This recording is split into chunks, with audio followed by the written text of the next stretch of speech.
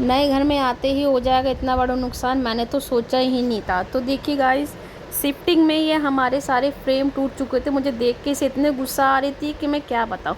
तो hello guys, welcome back to my mini vlog. तो देखिए आज फिर हम एक नए घर में आ चुके हैं, रेंट का घर।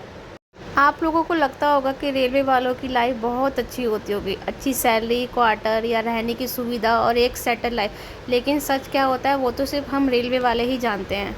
हम रेलवे वालों की सबसे बड़ी बात यह है कि आपका ट्रांसफ़र कब कहाँ हो जाए इसका हमें पहले से कुछ भी नहीं पता होता है।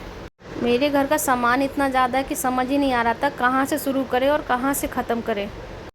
सबसे मुश्किल बात तो ये होती है जब एक घर को हम अपना बनाना शुरू ही करते हैं, तभी पता नहीं होता कि कितने समय बाद फिर उसे छोड़ना पड़ जाए। इसलिए रेलवे वालों की ज़िंदगी में कुछ भी परमानेंट शब्द नहीं होता है।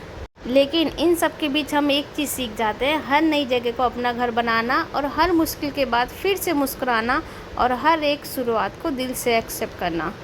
सबसे मुश्किल काम जो होता है ना, वो होता है घर को पूरा सामान एक जगह से दूसरी जगह ले जाना। जब सामान खोलते हैं तो हर तरफ बॉक्स ही बॉक्स नज़र आते हैं। समझ ही नहीं आता कि सबसे पहले क्या सेट करें और क्या बाद में।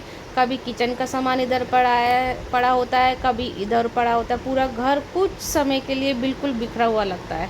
फिर मैंने अपने भाई को बोला, भाई तू सबसे पहले फ़ैन लगा दे, क्योंकि इस घर में लाइट और फ़ैन कुछ भी नहीं था। तो मैंने अपने भाई को बोला सबसे पहले फ़ैन लगा दे। ये कह रहे थे बता फ़ैन कहाँ लगाना है। मैंने कहा सबसे पहले तो आप हॉल में फ़ैन लगाओ, क्योंकि बहुत ही ज़्यादा गर्मी हो रही है। और मैं कुछ काम ना करके भी इतनी थक गई थी कि क्या ही बताऊँ। मैं तो सीधे जाके सोफ़े पे ही बैठ गई। तो इन्होंने कहा तू बैठ, मैं तेरे लिए कूलर चला देता हूँ। फिर उन्होंने फटाफट मेरे लिए कूलर चलाया। यहाँ पे सारा सामान ऐसे बिखरा हुआ था कि पूछो मत। सबको लगने लगी थी भूख, तो फटाफट से मैंने बनाए किचन साफ़ करके दाल और चावल, क्योंकि कोई ऑप्शन नहीं था। सारी चीज़ें यहाँ वहाँ बिखरी हुई थी।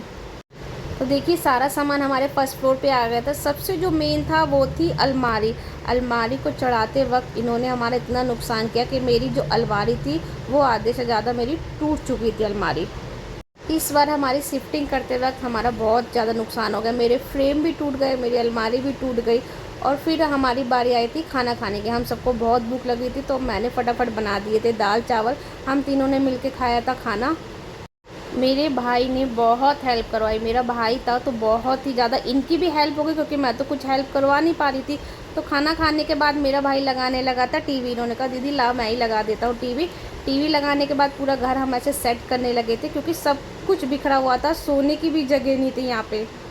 आधे से ज़्यादा चीज़ें हमने सेट कर ली थी। फिर हम तीनों बहुत ज़्यादा थक गए थे, तो मैंने तो अपने लिए दूध गर्म किया और इन लोगों को भी मैंने दूध गर्म करके दिया। फिर उसके बाद हम तीनों एक जगह हॉल में सो गए थे कूलर लगा के। तो आई होप आपको ये व्लॉग पसंद आया। तो लाइक कमेंट शेयर ज़रूर करें। Bye bye.